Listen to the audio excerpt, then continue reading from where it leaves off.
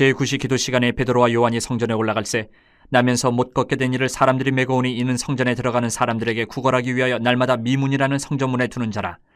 그가 베드로와 요한이 성전에 들어가려 함을 보고 구걸하거늘 베드로가 요한과 더불어 주목하여 이르되 우리를 보라 하니 그가 그들에게서 무엇을 얻을까 하여 바라보거늘 베드로가 이르되 은과 금은 내게 없거니와 내게 있는 이것을 내게 주노니 나사렛 예수 그리스도의 이름으로 일어나 걸으라 하고 오른손을 잡아 일으키니 발과 발목이 곧 힘을 얻고 뛰어서서 걸으며 그들과 함께 성전으로 들어가면서 걷기도 하고 뛰기도 하며 하나님을 찬송하니 모든 백성이 그 걷는 것과 하나님을 찬송함을 보고 그가 본래 성전 미문에 앉아 구걸하던 사람인 줄 알고 그에게 일어난 일로 인하여 심히 놀랍게 여기며 놀라니라.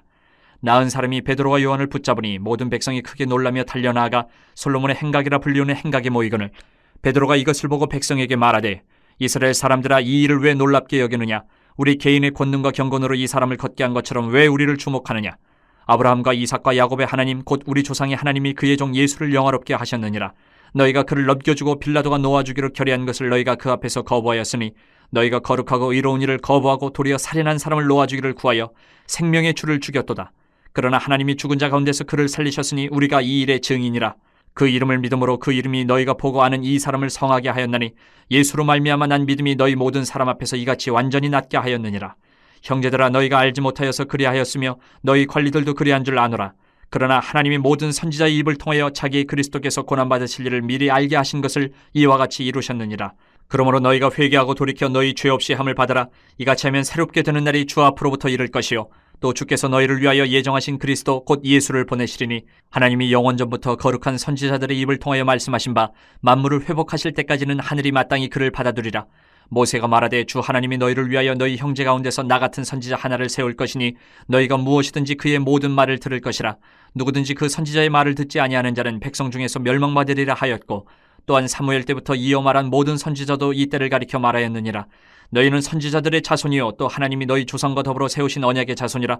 아브라함에게 이르시기를 땅 위의 모든 족속이 너희 씨로 말미암아 복을 받으리라 하셨으니 하나님이 그 종을 세워 복 주시려고 너희에게 먼저 보내사 너희로 하여금 돌이켜 각각 그 악함을 버리게 하셨느니라. 우리 사람들은 기적, 표적 여기에 시선이 돌아가서 주목을 합니다. 그런데 이 기적과 표적의 목적은 그 자체에 있지 않고 오직 복음을 전파하기 위한 거예요. 치유를 통해서 우리는 예수 그리스도에게로 관심을 가지게 됩니다. 우리는 기적과 표적이 영원한 생명을 주시는 예수 그리스도이다 라는 것을 잊어서는 안 됩니다. 기적과 표적에 관심을 쏟아서는 되는 게 아니고 그 기적과 표적이 어디로부터 왔느냐에 우리가 시선을 두어야 된다라는 것입니다. 오늘 뜻밖의 은혜를 받은 사람이 있어요.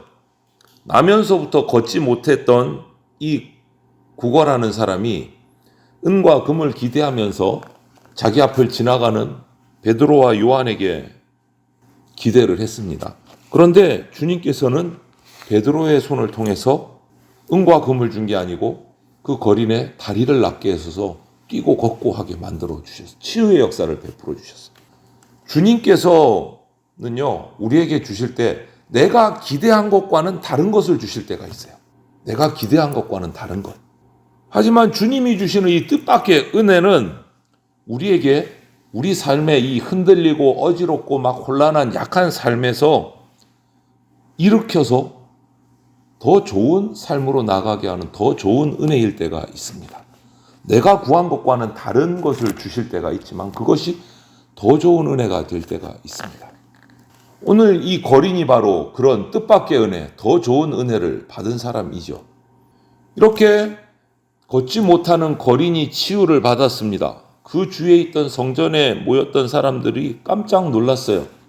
나은 이 사람도 감사해서 베드로와 요한에게 달려나갔지만 그 소식을 듣고 그 자리에서 그 현장을 본 사람들이 놀라서 일제히 무슨 일인지 듣고자 솔로몬의 행각이라고 불리는 행각으로 다 몰려들었어요. 그러자 베드로와 요한은 그 몰려든 사람들을 향해서 이야기를 합니다. 단도직입적으로 얘기를 해요. 이 사람을 걷게 한 것은 우리의 능력, 어떤 경건함, 그게 아니다 라고 분명하게 못 박아서 얘기를 해요. 12절에 보면 내가 뭔가 능력이 있어서 내가 뭔가 경건해서 이 사람을 걷게 한 거 아니다. 분명하게 얘기를 합니다. 사도들은 하나님의 능력과 하나님의 영광을 가로채지 않은 거예요. 사도들은 무리들에게 우리를 주목하지 마라. 왜 우리를 바라보느냐? 이렇게 얘기를 하면서 13절을 이야기를 합니다. 너희들이 주목해야 될 분은 우리가 아니고 딱 한 분, 십자가에 죽으시고 부활하신 나사렛 예수 그리스도를 바라봐야 된다. 그것을 얘기를 합니다. 예수 그리스도께서 이 사람을 낫게 하셨다. 그는 예수 그리스도의 이름으로 나음을 받았다. 명확하게 얘기를 합니다. 사도들은 단지 예수 그리스도의 증인일 뿐인 겁니다. 여러분, 증인일 뿐. 15절 말씀이 그런 거예요. 생명의 주를 죽였도다. 그러나 하나님이 죽은 자 가운데서 그를 살리셨으니 우리가 이 일의 증인이다. 우리는 증인일 뿐이고 너희가 바라보아야 될 분은 예수 그리스도다. 이것을 강조하는 거예요. 증인의 역할이 뭡니까, 여러분? 주인을 주목하게 하는 게 증인의 역할이에요. 그리스도인의 역할이 뭡니까, 여러분? 예수 그리스도를 사람들이 바라볼 수 있도록 하는 것이 우리의 역할이에요. 오늘 이 본문은 예수 그리스도예요. 핵심이. 예수 그리스도가 어떤 분이신가? 예수 그리스도를 바라봐야 된다. 예수 그리스도를 주목하라. 오늘 본문의 가장 핵심이에요. 뜻밖의 은혜를 받았지만 그게 더 좋은 은혜가 됐어요. 이 거린에게는. 은과 금을 바라보면서 구걸했지만 은과 금을 받은 게 아니고 자신의 걷지 못했던 다리에 새 힘을 얻어서 걷게 됐어요. 이 치유의 능력이 어디로부터 나옵니까? 베드로요? 요한이요? 아니요. 예수 그리스도로부터 나옵니다. 그것을 주목하라라는 거예요. 베드로와 요한은 예수님의 이름을 힘입어서 거린을 낫게 했습니다. 예수 그리스도를 메시아로 믿고 영접한 증인들에게 하나님의 능력이 역사하는 겁니다. 그런데 유대인들은 하나님이 보내신 이 메시아를 십자가에 못 박아 죽였어요. 사도들은 그래서 19절에서 그들의 그 영적인 무지를 깨우치면서 회개하라라고 촉구를 합니다. 회개하라. 그리고 18절 말씀은 모든 선지자에 의해서 지금 계속 예언되어 왔다. 메시아의 오심이 예언되어 왔고 그의 죽으심, 부활조차도 하나님이 이미 계획하신 것이 이루어졌다. 그러므로 그 하나님이 예언하고 계획하신, 그래서 보내신 메시아를 죽인 이 패역한 세대에서 구원을 얻으려면 구원을 얻는 방법은 딱 한 가지밖에 없다. 너희들이 먼저 죄를 회개하고 예수님을 영접해야 된다. 이것을 그 모인 자들에게 외친 거예요. 예수님을 향한 우리의 잘못된 시선들을 고쳐야 돼요. 그게 회개예요. 회개하고 예수님께로 돌아오면 그 이전에는 경험해 보지 못한 하나님의 은혜를 경험하게 된다. 예수님은 자신의 죄를 회개하고 예수님을 영접하는 자를 구원해 주십니다. 구원자가 되어 주시는 거예요. 하나님이 우리 인류를 위해서 예정하신 그리스도는, 메시아는 예수님밖에 없습니다. 다른 분은 없습니다. 다른 분은 없습니다. 오직 예수 그리스도 한 분이십니다. 그래서 하나님께서는 이 예수님을 통해서 죄로 타락한 세상을 회복시키십니다. 그것이 21절 말씀이에요. 에베소서에서도 이 말씀이 나와요. 예수님을 통한 구속은 창세 전부터 하나님이 이미 구원 계획을 세워 놓으신 거예요. 창세기 3장 15절이나 에베소서 1장 4절이나 또 오늘 베드로는 신명기 18장 18절에 나오는 나 같은 선지자 하나가 바로 장차 오실 예수 그리스도시다. 이것을 증언을 해요. 22절에 다시 한 번 더 얘기하고 있어요. 신명기에 예언했던 그 선지자가 바로 우리에게 오신 예수님이다. 그리고 또 23절에는 예수님은 모세가 예언했던 그 바로 메시아이시다. 그것도 또 얘기를 해요. 그러므로 구원받기 위해서는 메시아의 말씀을 경청하고 회개해야 된다. 예수 그리스도를 부정하면 영원한 하나님의 심판을 받게 된다. 이렇게 목소리 높여서 외치고 있는 겁니다, 베드로가. 그리고 24절에 한 번 더 얘기하는 게 뭡니까?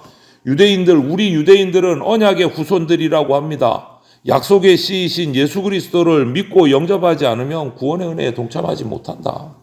예수 그리스도가 아브라함의 씨, 약속의 씨다. 여러분, 예수님은 땅 위의 모든 민족, 족속이 믿고 영생을 얻을 구원의 근원이시고 복의 근원이세요. 하나님은 예수님을 통해서 언약의 백성을 구원으로 이끌고자 하시는 그 마음이 있으시요. 그래서 예수님은 하나님의 구원이십니다. 딱 한 길이에요. 그런데 유대인들은 하나님이 보내신 메시아를 거부했습니다. 못 박아 죽이기까지 했습니다. 정작 그들은 오늘 보면 걷지 못하는 거린이 나아서 걷고 뛰고 하는 모습에 거기에 주목을 했어요. 기적에 주목을 했어요. 표적에 주목을 한 거예요. 그런데 사도들은 뭐라고 외칩니까? 이 사람들아, 그 기적에 표적에 혹해서 거기에 주목하지 말고 그 표적을 일으키신 예수 그리스도를 좀 주목해라. 정말 간절하게 외치는 거예요. 베드로와 요한이. 기적에 혹하지 말고 기적을 일으키신 예수님을 좀 바라봐라. 그 예수님을 너희가 죽이지 않았느냐. 회개하고 돌아오라. 그래야 복의 근원이신 예수 그리스도를 통해서 구원받는 복을 누릴 수 있다. 만물을 회복시키신다라고 오늘 표현을 해요. 만물을 회복시키신다.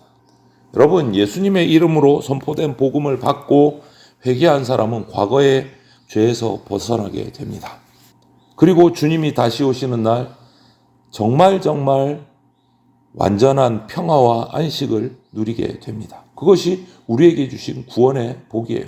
약속이에요. 최고의 복은 구원입니다. 여러분, 다른 게 아니에요. 이 거린이 구하던 금, 은 이게 복이 아니에요. 예수님을 통해서 구원받는 것이 최고의 복입니다. 예수님의 복음은 우리의 어두웠던 과거를 끊어버리게 하고 천국의 빛을 받는 새날을 열게 해주시는 것이 예수님의 복음이에요. 예수님의 복음이 새롭게 하지 못할 인생은 한 인생도 없습니다. 그래서 오늘 저와 여러분들이 지난주에는 또 우리 가족들을 위해서도 기도했지만 끊임없이 계속 기도하시고 나와 우리 모든 가족들, 우리 이웃들이 돌이켜서 악함을 버리고 그 복음이 선물해 준 새로운 오늘, 천국의 빛을 바라는 오늘을 마음껏 누릴 수 있도록 축복하고 기도하는 저와 여러분들이 다 되시기를 주님의 이름으로 축원을 드립니다. 아멘.